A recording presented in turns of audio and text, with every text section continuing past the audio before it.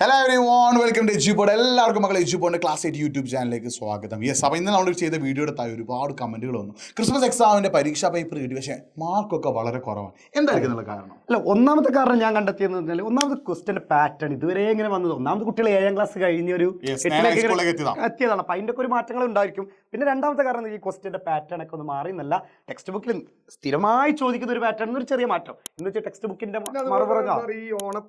ഈ എന്താണ് arts sports പരിപാടികളൊക്കെ മൊത്തം വരില്ലേ. പിന്നെ കൂടുതൽ കുട്ടികൾ പഠിക്കാനോ 10ലേക്ക് എത്തുമ്പോൾ 10 വിചാരിച്ചിട്ട് ആരും അങ്ങനെ ടീച്ചേഴ്സും പൊതുവെ അങ്ങനെ തന്നെ അവരങ്ങനെ ഭയങ്കര സ്ട്രെസ് കൊടുത്തിട്ട് പഠിപ്പിക്കില്ല. കാരണം അവർ ആർട്സ്, മറ്റേ ശാസ്ത്രമേള, ഇപ്പോഴും സ്റ്റേറ്റ് കലോത്സവം നടക്കണം, കൊല്ലത്ത് സ്റ്റേറ്റ് കലോത്സവം. അപ്പൊ അവർ അതിന്റെ നിരന്തരമായിട്ട് പ്രാക്ടീസ് ഒക്കെ കഴിഞ്ഞ ഒരുപാട് കുട്ടികൾ അങ്ങനെ മെസ്സേജ് ചെയ്തിട്ടുണ്ട്, ഞങ്ങൾ ഇങ്ങനെ സ്റ്റേറ്റ് കലോത്സവത്തിലൊക്കെ പോകുന്നുണ്ട്, അപ്പൊ അതിന്റെ പ്രാക്ടീസ് ആയിട്ടുണ്ട് എന്ന് പറയുന്നുണ്ട്. പക്ഷെ അവർക്ക് നമുക്ക് ഇനിയിപ്പോ ഒന്ന് ഹാപ്പി ആക്കണം അവരെ. അതായത് നിങ്ങൾക്കറിയാം 8ാം ക്ലാസ് ക്രിസ്മസ് എക്സാം കഴിഞ്ഞു, രക്ഷപ്പെടാം. ഇനിയിപ്പോ ഇതൊക്കെ കഴിഞ്ഞു, ഇത്രയും ഇതിപ്പോ കഴിഞ്ഞതൊക്കെ കഴിഞ്ഞു, കഴിഞ്ഞതിനെ പറ്റി ചിന്തിച്ചിട്ട് ഒരു കാര്യമില്ല. കാലം കാറ്റിനക്കരെ. അപ്പോ കഴിഞ്ഞത് കഴിഞ്ഞു, ഇനി അതിനെ കുറിച്ച് ചിന്തിക്കേണ്ട ആവശ്യമില്ല. ഇനി ഇപ്പൊ പലപ്പോഴും തോന്നുന്നു 8ാം ക്ലാസ് ഞാൻ പഠിക്കേണ്ട ആവശ്യമുണ്ട്, എന്തായാലും പാസ്സാക്കി വിടൂല, അങ്ങനെ ചിന്തിക്കരുത്. കാരണം 8ാം ക്ലാസ് എന്ന് പറഞ്ഞാൽ അത് 9 പിന്നെ 10 ഈ 2 കൊല്ലത്തേക്ക് ഒരു പാലത്തിന്റെ മുകളിൽ ഒരിക്കൽ പെട്ടെന്ന് 8ാം ക്ലാസ്സിലുള്ളവർക്ക് അടുത്ത പ്രാവശ്യം ബുക്ക് അപ്പൊ നിങ്ങൾക്ക് ഒരു ബേസ് നല്ലൊരു തറ ഉണ്ടെങ്കിലല്ലേ വീട് ഉണ്ടാക്കാൻ പറ്റുള്ളൂ. അപ്പൊ ആ തറ അല്ലെങ്കിൽ നല്ല ചുമരുണ്ടെങ്കിലേ ചിത്രം വരയ്ക്കാൻ പറ്റുള്ളൂ. ആ ചുമരാണ് നിങ്ങൾ 8ാം ക്ലാസ്. അപ്പൊ 8ാം ക്ലാസ് സെറ്റ് ആക്കാന്നുള്ളത് വളരെ ഇമ്പോർട്ടന്റ് ആണ്. നമുക്ക് ഹാപ്പി ആയിട്ട് എന്ത് ചെയ്യാൻ പറ്റും, 9ാം ക്ലാസ് ചെയ്യാൻ പറ്റുന്നുണ്ട്. വെറുതെ ഫോട്ടോ വെച്ചതല്ലത് സെറ്റാക്കാൻ വേണ്ടിട്ട് നമ്മുടെ കിടിലൻ സ്റ്റഡി പ്ലാനുമായിട്ട് ഇന്ന് രാത്രി ഇനി എന്റെ മക്കൾ എന്ത് ചെയ്യാൻ പറ്റില്ല, ഒന്ന് കരയാൻ പാടില്ല. കരച്ചിലോട് മക്കള് കരയൂല.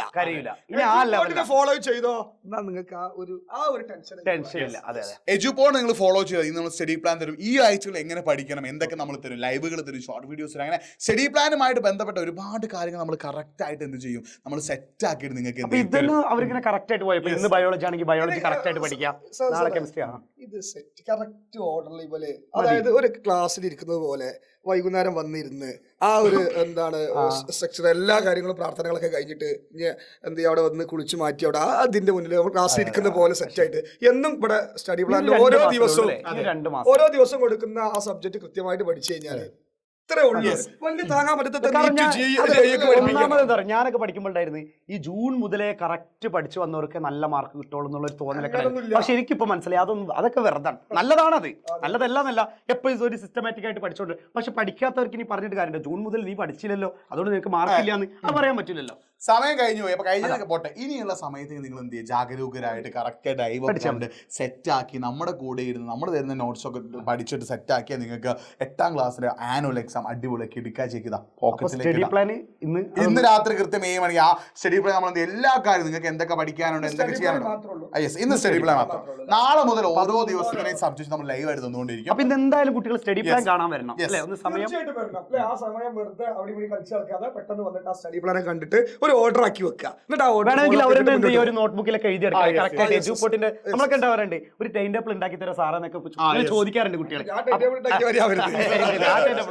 നമ്മൾ അങ്ങനെയല്ലല്ലോ, ഉണ്ടാക്കിയിട്ടുണ്ടല്ലോ ഓൾറെഡി. 8 മണിക്ക് അല്ല, രാവിലെ 8 മണിക്ക് എണീക്കും, പിന്നെ 8:05 സോഷ്യൽ മീഡിയ അങ്ങനെയൊക്കെ ഉണ്ടാക്കിയിരുന്നില്ലേ?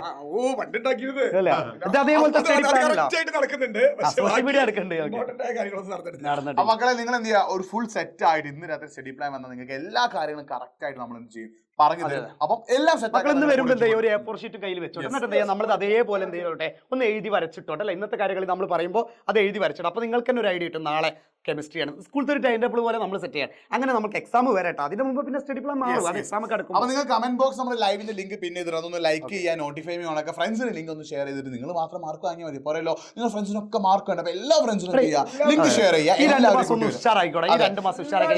പിന്നെ വെക്കേഷൻ ഒക്കെ വരുന്നുണ്ടല്ലോ, വെക്കേഷൻ ഒക്കെ വരുമ്പോൾ വീണ്ടും കളിക്കാം. വെക്കേഷനിൽ ഒരാൾ പഠിക്കരുത്, വെക്കേഷൻ നിങ്ങൾ പഠിക്കേണ്ട ആവശ്യമില്ല, നിങ്ങൾ കളിക്കാനുള്ള സമയം. ഇപ്പൊ നിങ്ങൾ പഠിക്കുക, ഈ 2 മാസം നിങ്ങൾ പഠിക്കുക, ഇനിയുള്ള സമയം നിങ്ങൾ വെക്കേഷൻ നിങ്ങൾ കളിക്കുക. എല്ലാം സെറ്റ് ആക്കാൻ കുറഞ്ഞ ദിവസങ്ങളല്ലോ. മാത്രമല്ല നല്ല മാർക്കൊക്കെ വാങ്ങിക്കഴിഞ്ഞാൽ പാരന്റ്സ് തന്നെ പറയും, എടാ എന്താണ് നിങ്ങൾ കളിക്കാൻ പോയിക്കോ, കിട്ടുമ്പോ ആ മാർക്ക് ടീച്ചേഴ്സ് ഒക്കെ വിളിച്ച് പറയില്ലേ 9ാം ക്ലാസ് ജയിക്കാൻ എല്ലാവരും ജയിക്കടാ. എനിക്ക് ഉറപ്പുണ്ട് ഈ ഒരു സ്റ്റഡി പ്ലാൻ ഒരു കുട്ടികളൊന്ന് അക്സെപ്റ്റ് ചെയ്താൽ ഷുവർ അത് നമ്മൾ കൂടുതലൊന്നും പറയേണ്ട ആവശ്യമില്ലല്ലോ അല്ലേ?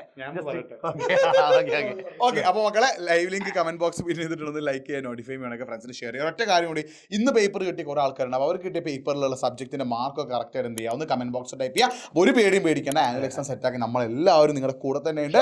സോ ലൈവിൽ കാണാം. All the best. ഇതാണല്ലോ ഇപ്പോഴത്തെ പോസിംഗ്, ഇതാണ് ഇപ്പോഴത്തെ കുട്ടികളെ ട്രെൻഡ് എന്ന് പറയുന്നത്. ഇങ്ങനെയൊക്കെ അല്ലേ? Okay, set.